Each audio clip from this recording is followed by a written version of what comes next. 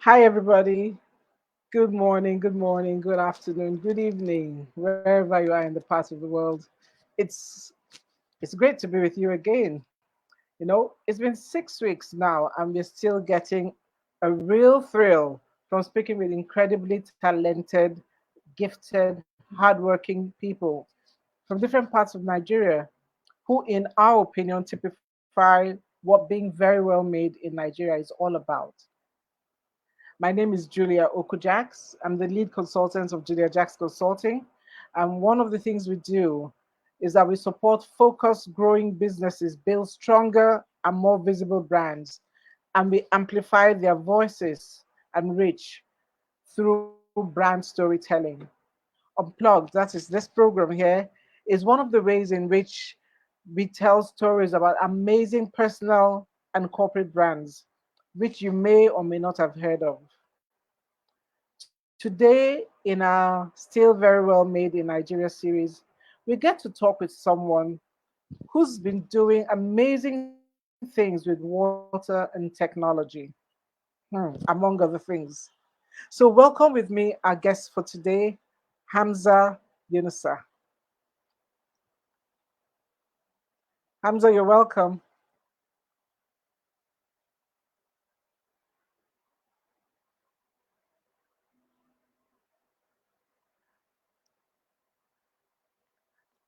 I am going to invite you to Thank you very join on. Thank you, thank you. I'm inviting you to join on, yeah, on Instagram. much.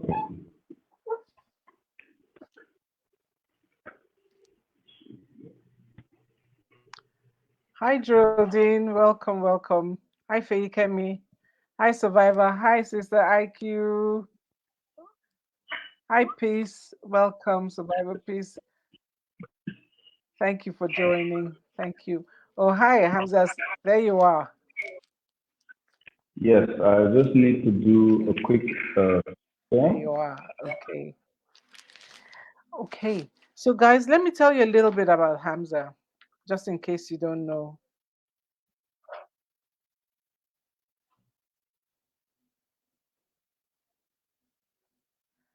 Hi, Tendai. Welcome. Welcome, welcome, welcome. Okay, Hamza is sorting out a few things.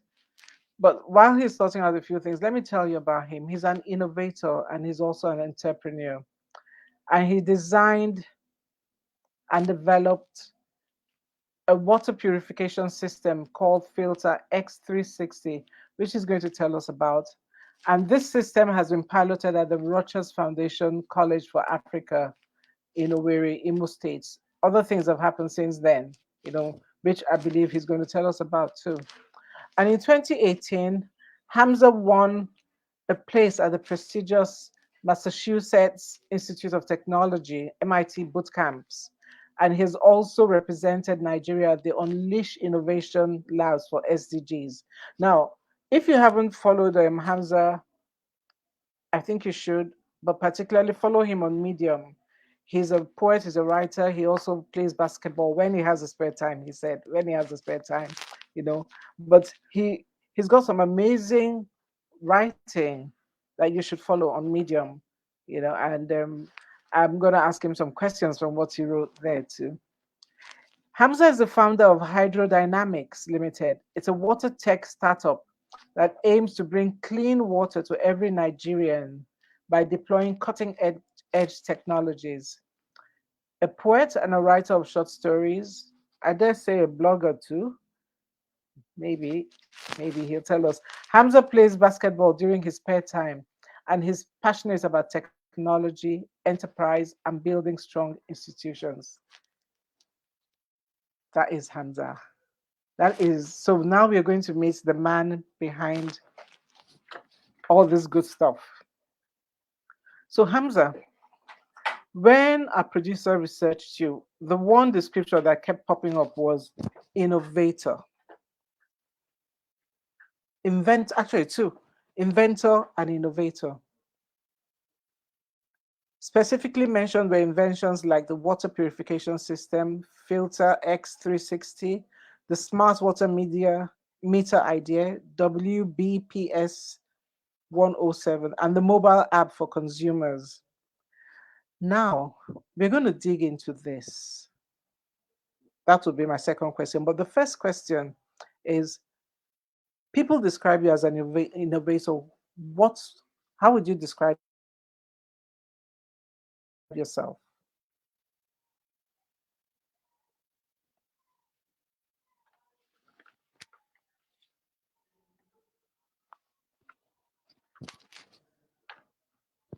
Oh, you have to unmute yourself, please. Hamza, you have to unmute yourself. Okay, okay. Can you hear me now? You have to can you hear me unmute now? yourself. I have. Oh, great. Thank you. Can you hear me now?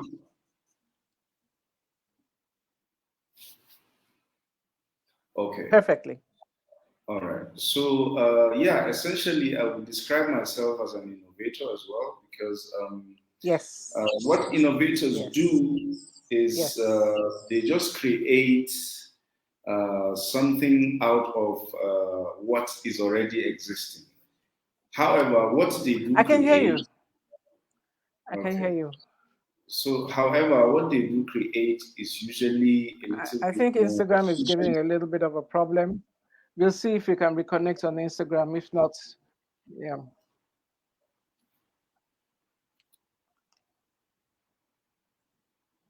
Do you want me to join again? The Instagram? Do you want me to join again?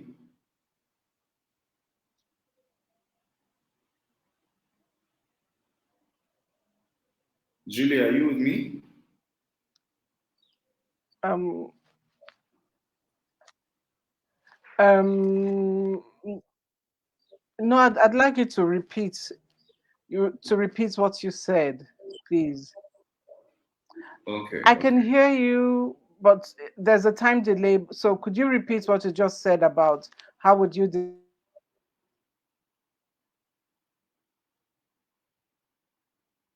yourself? Okay, okay, that's fine. So, like I said, I would describe myself as an innovator. I've been called a lot of things. There are people who call me engineer, people who call me inventor, people who call me all sort of names. Um, Julia, it seems you bumped off from StreamYard. Are you with me though? Okay, I'm back. Okay, I think it was my network. I do apologize. Well, Okay. Hamza will soon help us create a better technology, I'm sure. You know. Thank you everybody who's joined us on Instagram. So Hamza, the question really was people describe you as an innovator and an inventor. How do you describe yourself? I would go with the word innovator because I've been called a lot of things. Some people call me engineer, some people call me inventor. There are people who even call me a hydrogeologist, none of which I am. But I would better describe myself as an innovator because what innovators do essentially is you don't have to be an engineer to be an innovator. You don't have to be a scientist to be an innovator. You just need to be a person that wants to solve a problem. And what innovators do is essentially they look at how things, are being done in their societies, and they just feel, okay, I see an opportunity here to make change, to make things much more efficient, to make things, easier to do. And so essentially, in my own case, I just experienced a very a devastating situation where I was in Bombay State, and then I saw a boy of about 10 years old drinking water from an earth dam alongside birds, cattle, and other contaminants. So that motivated me to start researching water And I felt at that time that I needed to be a part of the solution to the Nigerian water crisis. So I started researching water, and I found out that Nigeria was a really water-rich country. So there was no reason why we should have situations like that. And so I felt, okay, the major issue we're having is a lack of infrastructure. And when I did my research further, I found out that that particular place, it's called Duku local government in Gombe. They have a very low water table, and even if you drill boreholes there, it's hard for you to get water. So the government built earth dams for them, massive holes like that, and when the rains come, it collects water, and that's what they use. And unfortunately, there has not been any effort from that time to maybe purify the water, reticulate it to each household, and all of that. So that was how the Filter X360 came about. After doing all of my research, I decided, okay, we could design something that could filter water for people on the spot and without the need for electricity or chemicals, because essentially electricity is inadequate in Nigeria and chemicals have a long-term health implication. So we just decided to say, okay, we use membrane filters with a 0.01 micrometer pore size that has the capacity to remove all bacteria, viruses, protozoans, and even clear turbidity from any given sample of fresh water. Using our filters, even the smallest bacteria cannot pass through. It simply filters. It uses ultrafiltration technology to remove all of these pathogens from any given sample of water. And it purifies water to up to 99.9%. We've tested it in many places. Here in Abuja, we tested it at a lake called Jabi Lake, and we took the samples to the lab, and it showed that the purified water conforms with all WHO standards for drinking water. We also tested it at a place called Ugoriaki community in Edo, very close to Benin City. And there we also did run our test on a borehole in collaboration with the Federal Ministry of Water Resources. And so it was also found that the purified water from our machine conforms to WHO standards. In fact, we are preparing to do a joint project with the Federal Ministry of Water Resources to purify water across the northwestern part of Nigeria and the western part of the country. Yeah. Okay, that was one of the questions I was going to ask you much later, but I might as well ask you now. How would this? How would you be able to scale this up? I was looking for where I'd written my question, but let me ask it because I thought it up. How would you be able to scale this up? Because what you said about water, I think it's not just a Nigerian situation; it is an African situation to a large extent. So, how would you be? What are your plans to scale it up nationally and sub-regionally to begin with? So, Especially yeah. sorry. Let me finish. I'm sorry. In the absence of or in a situation where we don't have many water pipes. Mm-hmm. Yes. How would you scale that? So yes, essentially, you see, the Filter X360 solution is a temporary solution. And to be honest, I find it very exciting that it's what you call a stepping stone or launch pad for me in my journey in the water sector.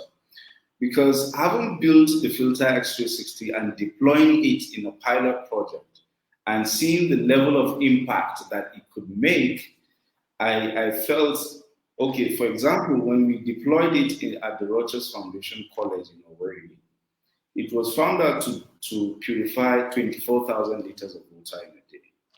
And so 24,000 liters of water is, according to the World Bank standards, is enough for a community of less than 1,000 people, about 926 people in a day.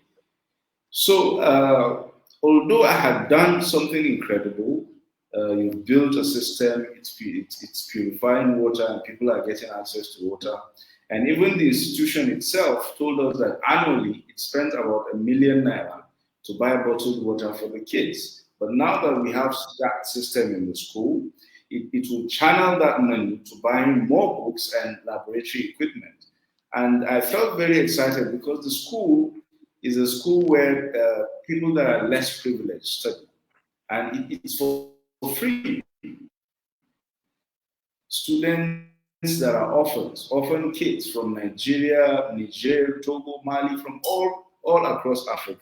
So I felt really excited, and I was really happy that we were able to provide such a solution for an institution like that. However, something in me was still missing. I still was not satisfied. My dream was to impact millions of people with water. And now getting to your question, how do you scale this? So the Filter X360 solution is a very temporary solution.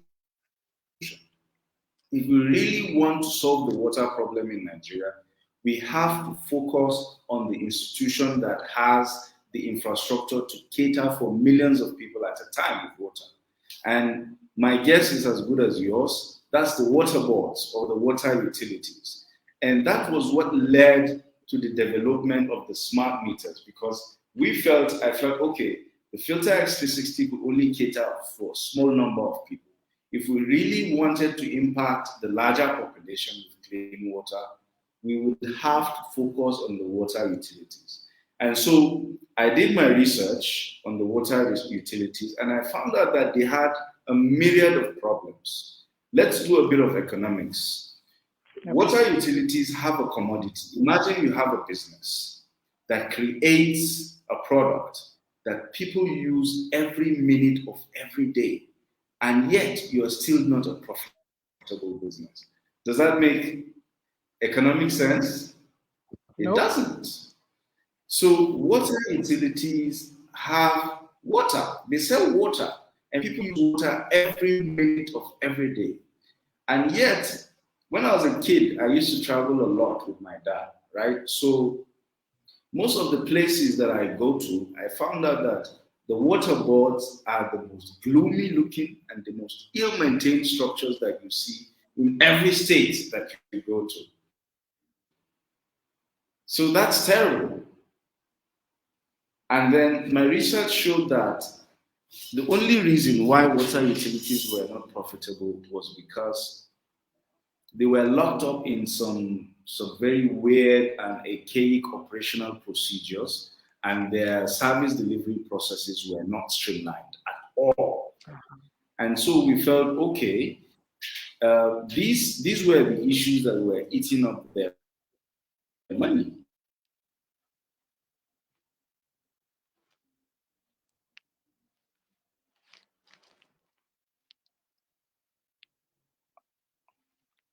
Guys, can you still hear us?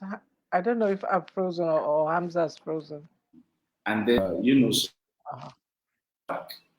or are you with me? Yes, I am. I am. Okay. Or some water boards have more than 5 accounts. They tell you go to the bank, you can pay the money to any of these accounts. And there are accounts into which if you pay money, that money is lost forever. You would never see it again. And then again, there were about 7 different processes that they currently use, to let the customers know how much water they have consumed.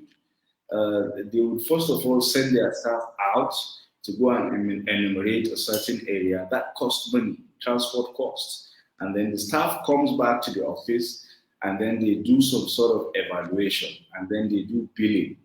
And then they still have to go out to deliver these bills to each household. That costs money. Printing the bills costs money. I know one of the states here, I will not mention it, very close to Abuja here, spends 6 million naira every month to print bills. That's ridiculous. It is. So, indeed, before they generate these funds, they're already spending the money in these inefficient operational procedures. And then, so I felt, I and my team got together and said, this doesn't make sense. Let's apply some technology here and see how we can help them cut their operational costs. So we developed a smart meter which immediately you install it in a household. From your office, you can administratively log into our system and see that Julia Jackson's house is consuming 10 liters of water as I, right now as we speak. And this is how much she paid for it. So there is no need for you to send any staff out to go check out the house or to spend money on transportation and all of that. And the customer doesn't have to go to the bank or go to a prepaid vendor to buy prepaid codes because essentially it's one of the reasons why people are not paying for water.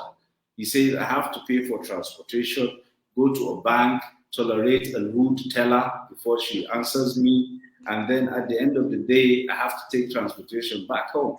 Back. You know? So we said, okay, develop a mobile application where people can simply purchase water using their mobile phones. And even if you travel to China, you can use your mobile phone to buy water for your household back home in Nigeria. So the system made everything very easy. And it cut all of the operational chunk that they used to have that was eating into their revenues. And it also cut corruption. You don't have any field staff going to meet a customer and telling him your bill is so and so, but if you give me a bribe, I can connect your water. And our dashboard is very, very clear and very simple and accountable. All the revenues coming into the water sector is directly reflected on the dashboard. As soon as you pay for water, it shows on the dashboard. So there is no staff that will be able to cut corners and start eat into the revenues of the water sector without being accountable. So that's the kind of system that we have created. And currently, we're using artificial intelligence to develop a leakage detection system. Globally, the world loses $39 billion on through leakages in pipes. In the developed world, they lose about 20 to 30% of all the water that they produce. But in Africa, especially in Nigeria, I'll use Nigeria as a case study, most of the states lose 60 to 70% of all the water they produce to leakages. That's a lot. So we felt if we really want everyone to have access to clean water, we have to plug the leakages. And why would these leakages remain persistent?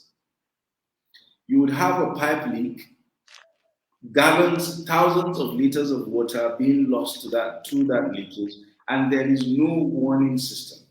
The water utility has no way of knowing that that leakage is taking place, and people don't take responsibility to go and report it. Instead, what they do, they take advantage of the situation. Yes, Yeah. and they gain access to non-revenue water, and the utility is losing millions.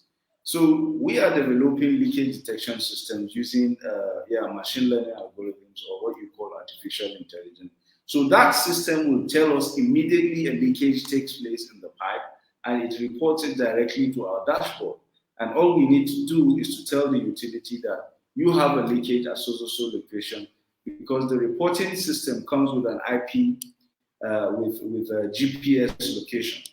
So we tell them exactly where the leakage is taking place. And within an hour, it's been plugged, as opposed to having a leakage for weeks or even months, losing millions of naira, without any knowledge. So that is what we are doing. And the main reason why we're doing these things is because we want to ensure that water utilities are much more profitable. They have the capacity to save 4 billion naira within a space of 5 months just through the water that they lose. That's through leakages alone. So imagine what they would get if they consolidated their revenues, from people that are also consuming water. If they are able to make more money, they have the capacity to maintain aging infrastructure and even expand to underserved areas. Most of the water infrastructure in Nigeria are over 30 years old. Some of them were installed even before I was born. So they need to be changed. I am getting old already. I'm over 30 years old. So But these Hamza, pipes, what is the average age that is acceptable for the infrastructure? water infrastructure? Yeah. So it depends. It depends. Some of them you're talking about 15 years, some of them last for 10 years, some of them 20. So it depends on the vendor and the quality of the product that you are buying. But essentially, you need you need to be very, very responsible if you're dealing with infrastructures that provide an essential commodity. You understand? So I do. infrastructures like water infrastructure need to be given attention and they need to be replaced regularly. So that's essentially the big picture. Well, guys, I don't know if all of you were here at the beginning, but I'm actually Hamza is putting flesh to the bones that we talked about, when we introduced him. Now, to a large extent, this was actually what he says. Well, he was inspired to start on this journey when he saw a little boy drinking water, contaminated water, water that was also being used by livestock, you know, from probably an earthen, a puddle, a pool in the ground, Yes. So I know I'm not saying it as eloquently as he said it, but that was the essential thing. And he started looking at it from what is the solution? How can we resolve this? And this is where I think the twist is. And that's why we look at certain people as being very well made in Nigeria, because it's easy to say, oh, this country is so messed up, or we can't do this. But then when you come with a solution perspective, that is what makes it very well made in Nigeria. You know, I mean, that is our perspective, and that is what we believe is important. And he looks at himself as an innovator, somebody who actually provides solutions, looks at issues and provides solutions. But Hamza, you must have had a technical background to to to choose this way. You have a technical background? Uh, Not Okay. really.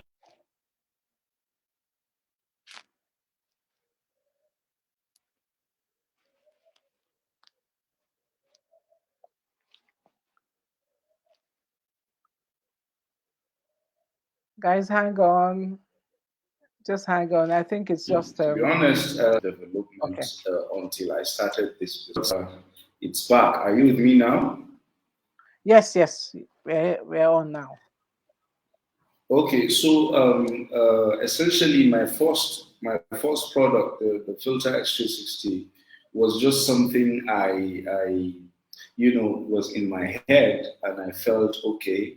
So I did some sketches, according to how I wanted the system to work, and that's what I keep telling people. You don't have to be an engineer to create something incredible, or you don't have to be a science person to create some breakthrough in whatever field. You just need to be passionate, and you just need to be someone who is willing to solve problems. So I did design the system myself, but I had engineers. I asked them questions. How do these things work?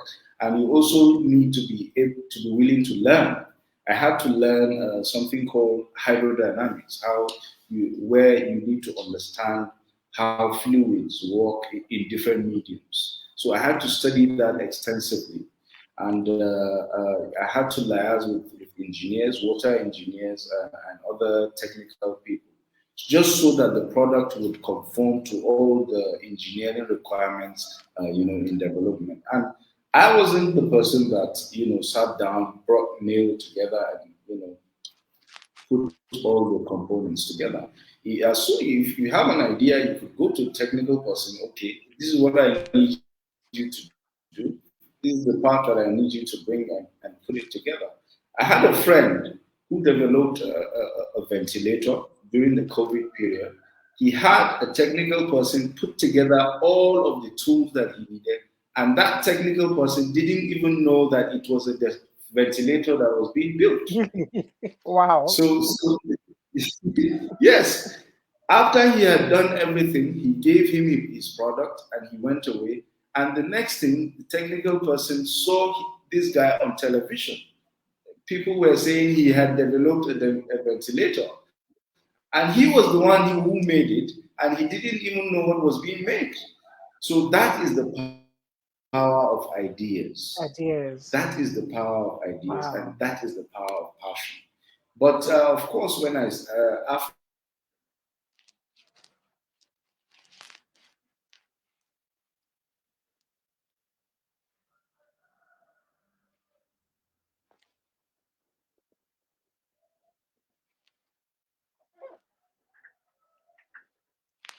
everything had kicked off, but it seems it's back. Can you hear me now? Yes, I can. I can. All right, all right. So, but yes, as things continued, I, of course, became a little bit more passionate, especially about hardware engineering. So I took a course in hardware. I did a diploma in hardware engineering, and now, yeah, I have some knowledge about how to put together all of these things in terms of hardware, developing systems, and all of them. And it was very instrumental when we were developing the smart meters, along with other members of my technical team. I want to talk about the mobile app to buy water for your household from anywhere in the world. Tell Mm. me, what is that dependent on? Because it seems that um, you would not be in charge of every hydrodynamics is not in charge of every aspect of the value chain. So how would that work? Because you and I have seen today the power of network glitches.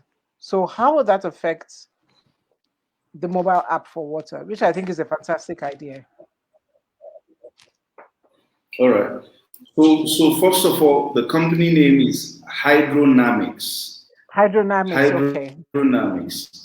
okay, Yeah. So hydro meaning hydronamics, water, yeah. and the namics was taken from the word, like you rightly mentioned, dynamics, which stands for innovation and technology. So it's hydrodynamics. Hydronamics, Yes. yes. So you don't only use if you are creating technologies, if you are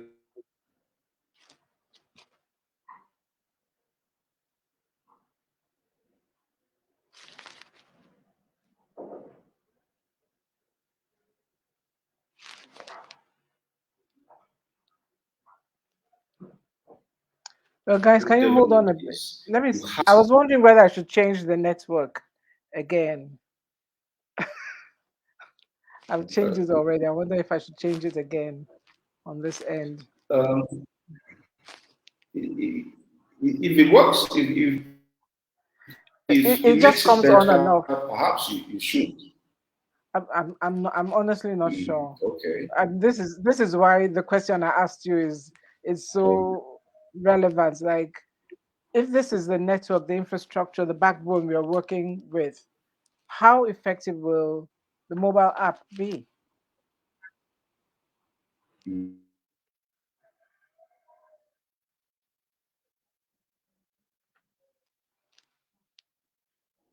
Okay, guys, give me a minute. I'm going.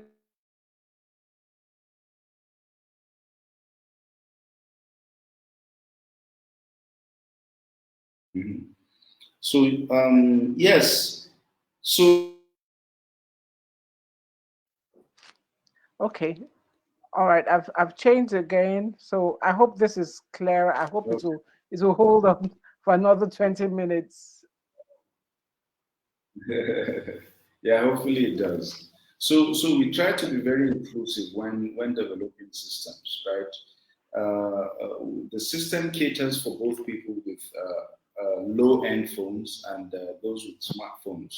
So it's not only those who can download a mobile application on their phone that can use our systems. Even people with low-end phones like the Nokia Touchlight can also use it using short codes, just like we do the star 556 Okay.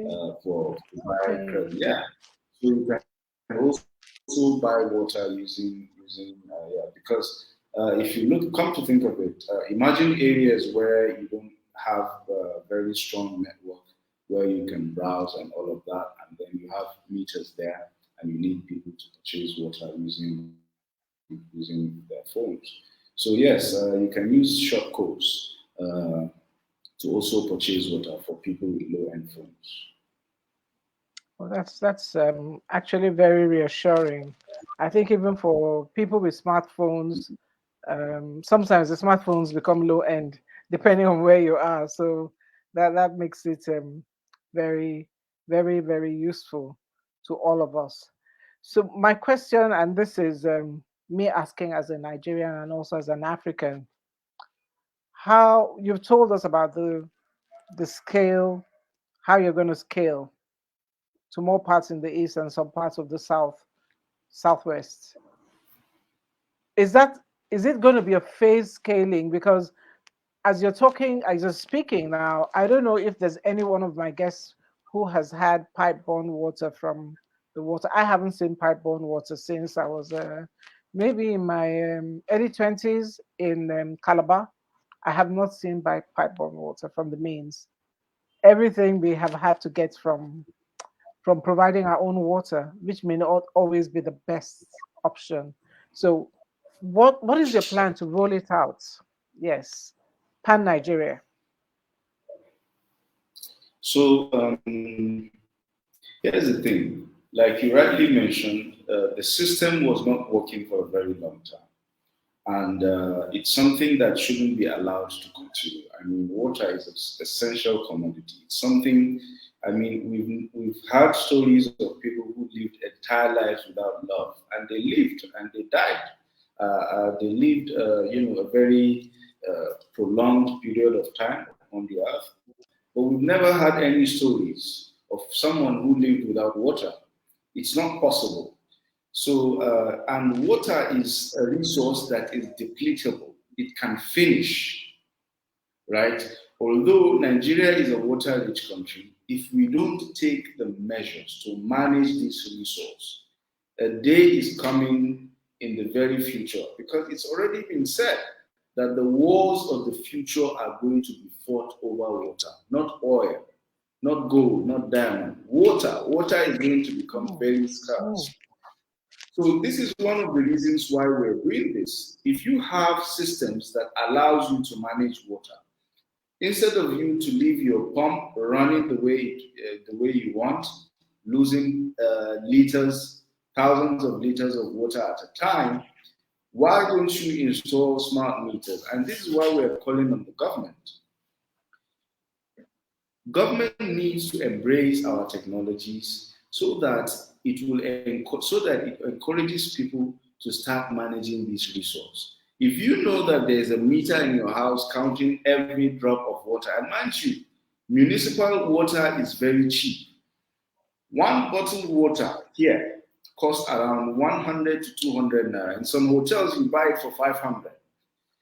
But 1 cubic meter of water, which is 1,000 liters of water, costs just 80 naira here in Abuja. 80 naira. 1,000 liters of water can fill up 5 drums. So it's actually it's the cheapest source of water you would ever get, and yet the most important. So it needs to be managed.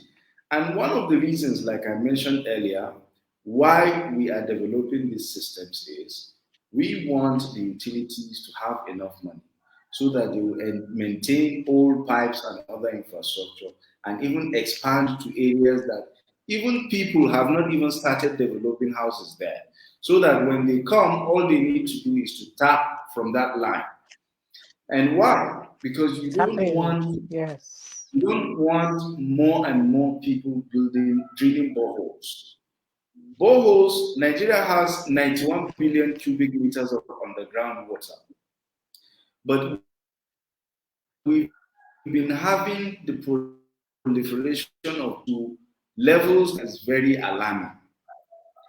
In Abuja, you would have an estate of about 200 houses, but each house has a borehole. That's terrible.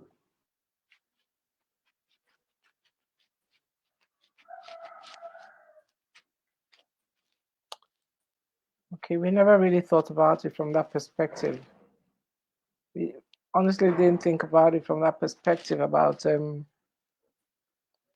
well, I never heard before that the wars of the future will be fought over water, and that's something to think about. And yes, the way we do waste water in cleaning up and washing things, we are pretty wasteful. So if we pay for water the way we pay for Because, meterized electricity, yes, it's dangerous.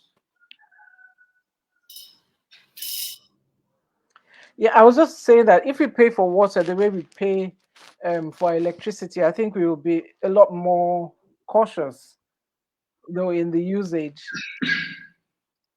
I mean, don't you think? Yes, that's the point. We want people to pay.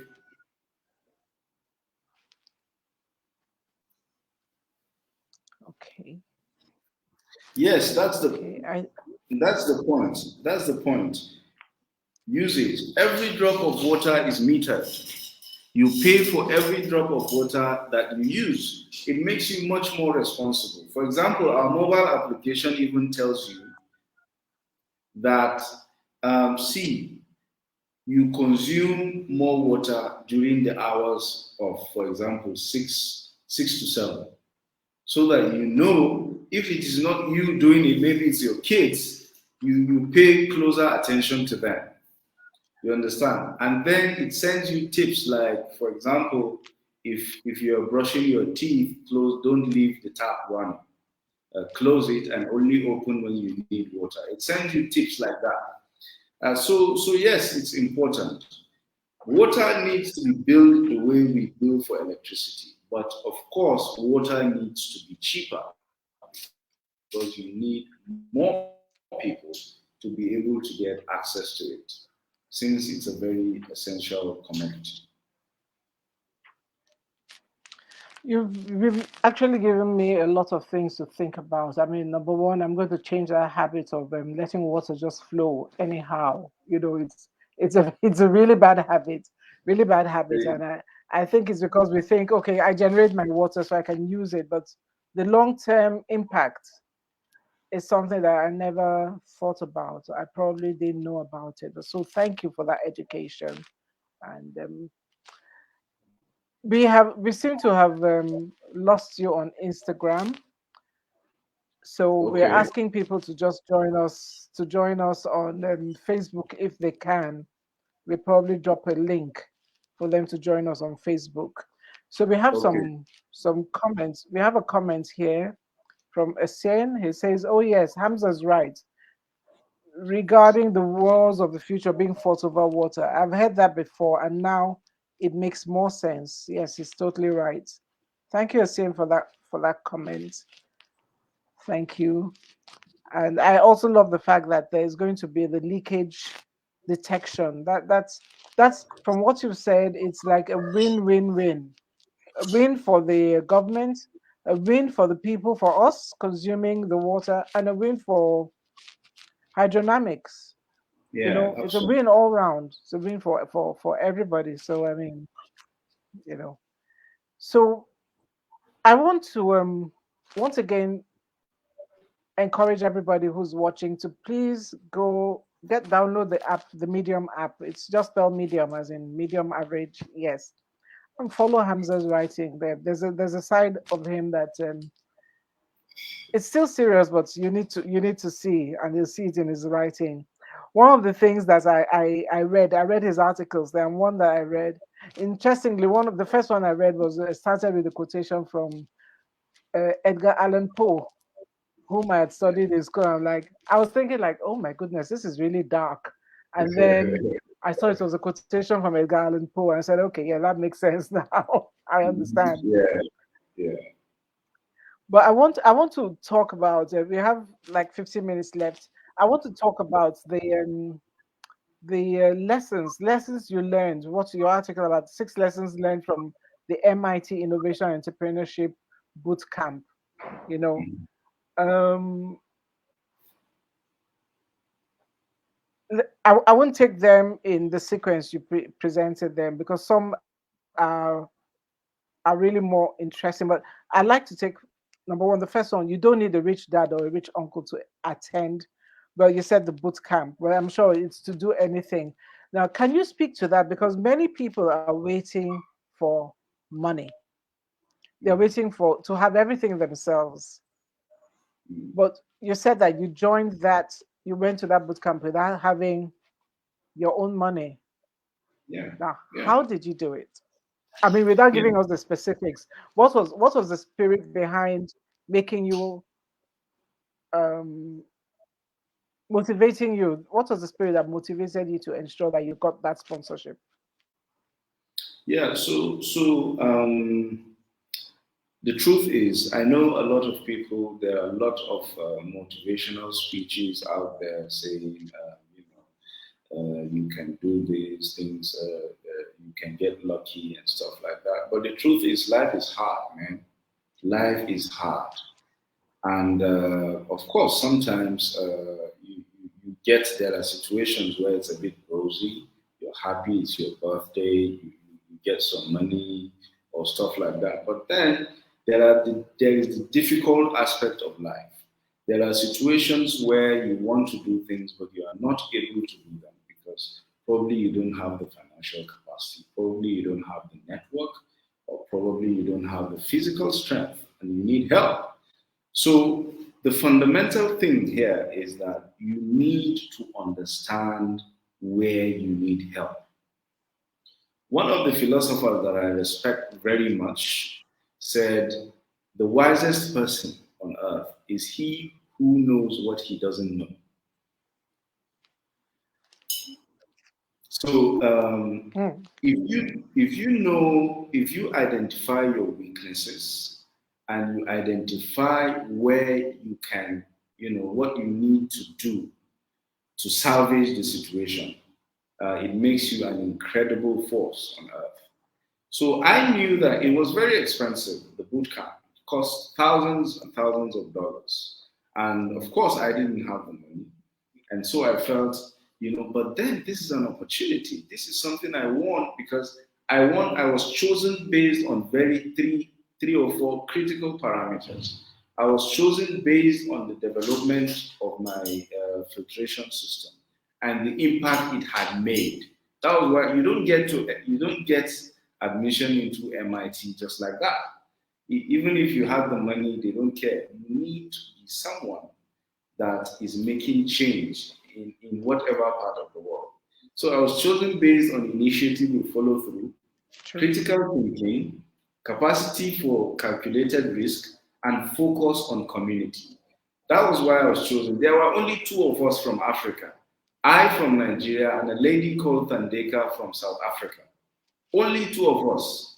All other people came from the US, UK, and the rest of the world. So I felt, how is it possible that I would win something, a place in an incredible gathering like this, and I would let money ruin my chances? So there's a very rich person that I know, and I don't have access to him, but I knew that he's someone that supports people so long as we had something genuine, especially if it's about education. And he's well traveled, he's very exposed. And so I got his number from someone and I sent him a message. I told him, see, I've won a place in the best university in the world to study innovation and entrepreneurship. And I know that you're a great supporter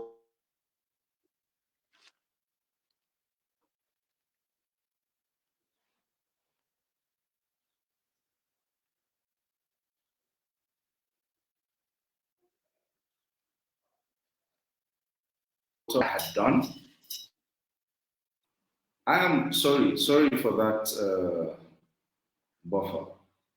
I am willing to show you what I had done, and would you like to sponsor me? So he replied my message after 24 hours saying, I'm very happy for you. I would like you to meet my daughter, show her what you have done. If it's something that is relevant, then I'm happy to do it.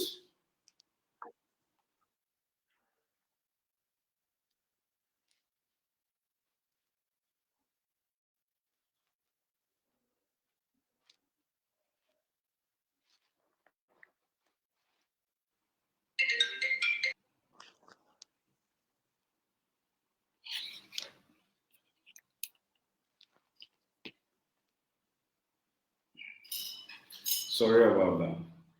It's okay. And that was how it happened. The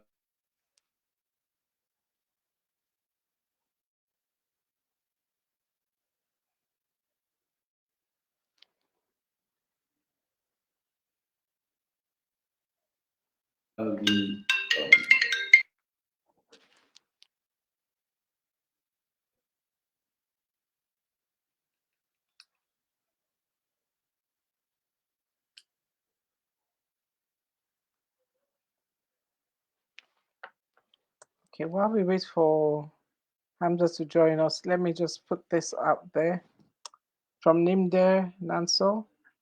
Nimde says, I'm shocked to hear how much we're losing from not metering our water and how much revenue can be generated. Yeah, Nimde, as I share your sentiments, this means that if states adopt this technology, it could be a massive revenue generator.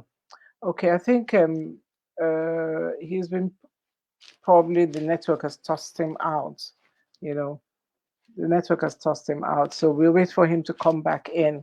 But while we wait for him to come back in, the few things I'm just going to share, because from what he said, I can extrapolate that he had this opportunity. There's so few people, just two people from whole of Africa, chosen. You know, he's back now, chosen to come in, and so he had to get that courage, and that's what passion does for you. Passion just makes you courageous in different circumstances. Welcome back. Thank you. I'm so sorry Welcome back. about.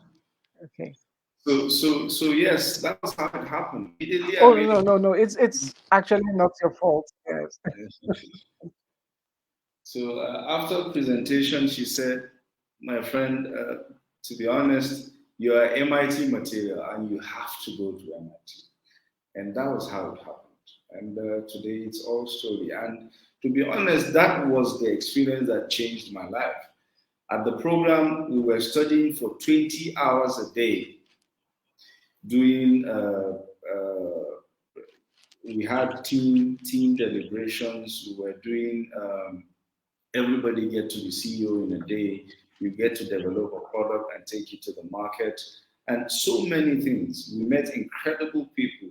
You know, MIT has that capacity to bring the best of people from the world in one place, and you know, it's huge. It's great motivation, and it changed my life. It showed me that you can push yourself to every limit. I never assumed that I would be grinding for 20 hours a day.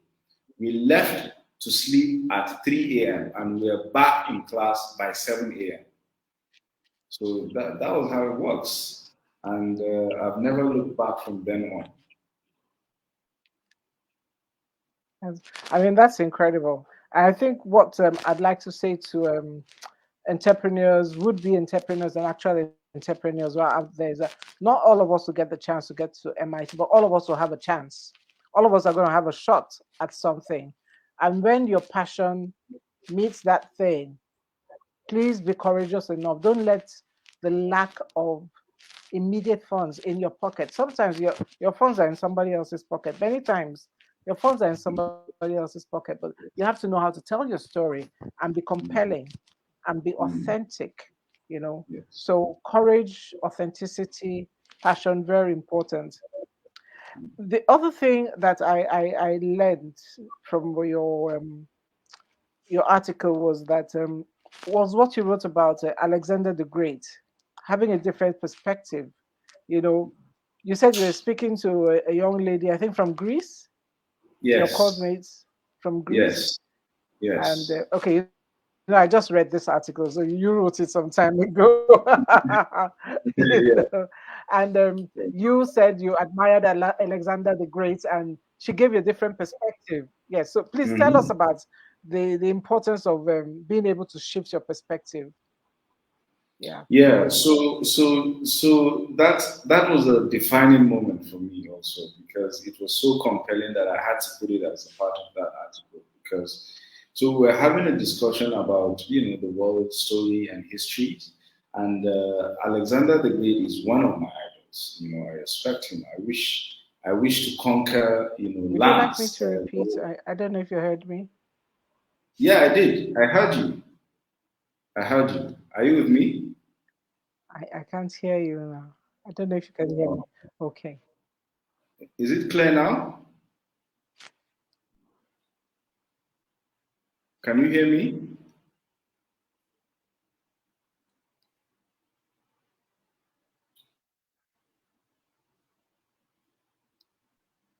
Julia, can you hear me?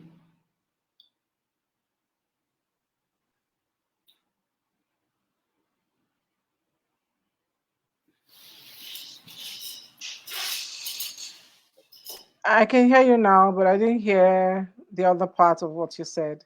Oh, okay, You okay. said it was a defining moment for you. Yes, it was. It was. So we're discussing, the world Yes, I conquest. can.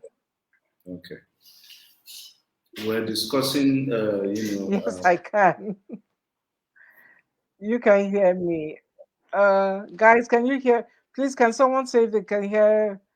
Um, okay, can you hear me now? yes, I can hear Okay, you. okay. I can hear you.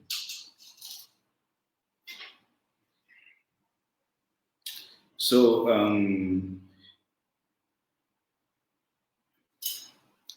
I was explaining to her how fascinated I am and impressed I was about his conquest, his warrior mentality, and the fact that he decided not to stop at maybe Greece or Macedonia, and he just kept conquering. Okay, I'm back, but I'll just say that this just shows me that grace is not enough. Grace is just not enough. Just being able to come back from something is not enough.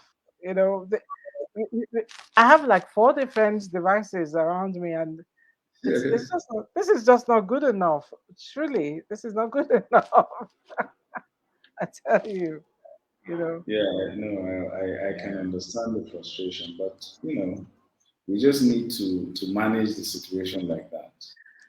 I know I hate managing things. I mean, I really hate look at the flow that we've had, and it's just gone off, and we're actually out of time. So I'd like you to speak about trying out old things in new places because I found that very, very, very motivational.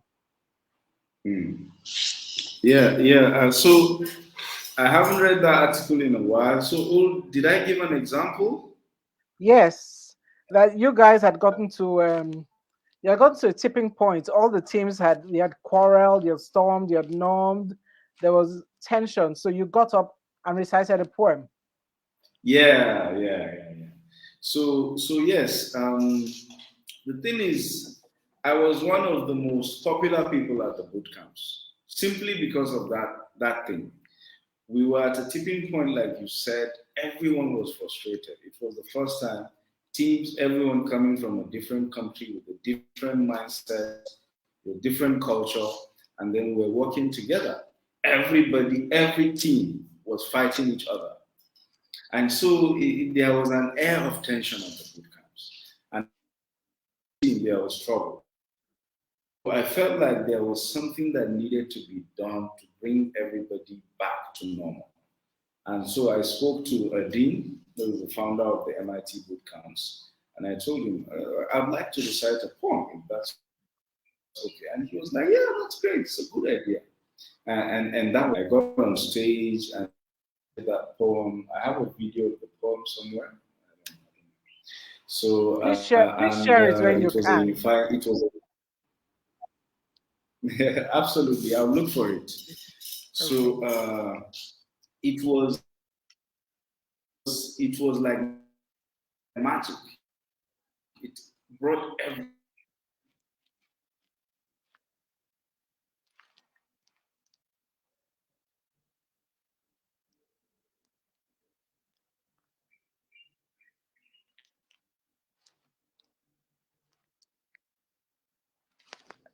Okay.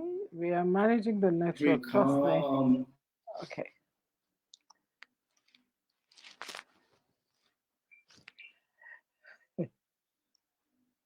I'm trying not to get frustrated at the network because there's nothing I can do about it, at this point. Yeah, but now I have my thinking cap on and probably will ask you later on or look for other people to ask. Well, unfortunately, Hamza has been knocked off again, but let me just put off the, I don't have the link, but you can check. Okay. If you check Medium, just look for Medium is an app. It will, and look for Hamza Yunusa. Do we have his can we have his details up there? I think he's really most active on Twitter. Yeah, he's most active on Twitter. Can we have his Twitter link, please? Put up JGC.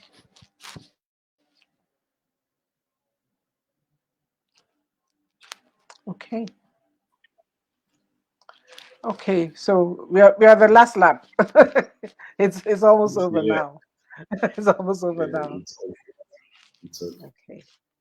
Okay. So there's certain things I'd just like to summarize a few things that you've learned, you've shared with us. Number one is about courage, the courage to go to for what you want. Number two is the power of of an idea, the big idea. It's really powerful to have a big idea and then to follow through because you said it was not just initiative, but initiative and follow through. Critical thinking, very important.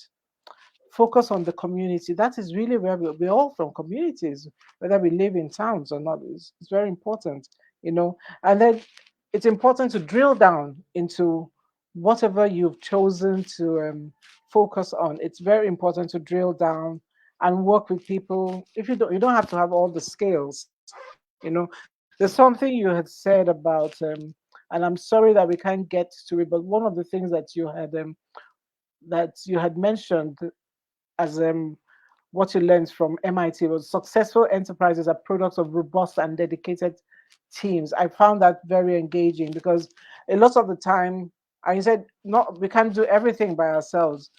Get people in. You're more valuable than one. Teams are more valuable than one man's grand idea. So you have diversity of views, you have diversity of skills, and that's very important. So we need, as entrepreneurs, to Yes. move beyond just SOPs, processes Mhm. and procedures, structure, very important. But can we also be brave enough to bring in people who have skills that we may not know, may not understand, that Yeah. may be scary, but let's not be too scared.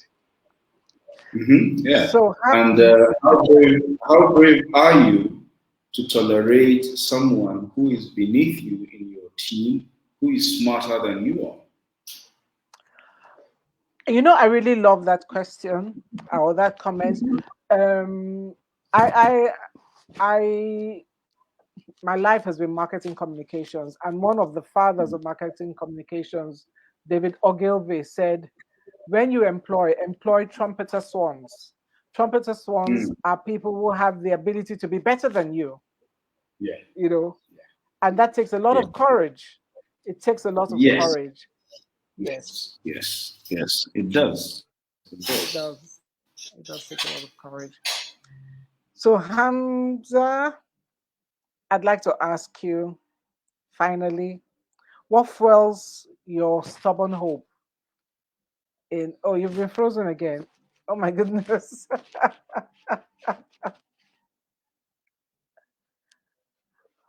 Okay, we've put Hamza's Medium link up there, and yeah, HTTPS. Hamza, what fuels your stubborn hope in Nigeria? You said, sorry, I didn't hear that. What fuels your stubborn hope in Nigeria? Oh, well, it's not really stubborn. I think it's what every Nigerian needs to do. I believe Nigeria has the capacity to rule the world in the next couple of decades. Nigeria has already had that capacity. It's established. We have the population, we have the manpower, we have the drive, and so many other things. So I believe it's. I mean, I have the opportunity to live, in many parts of the world if I wanted to.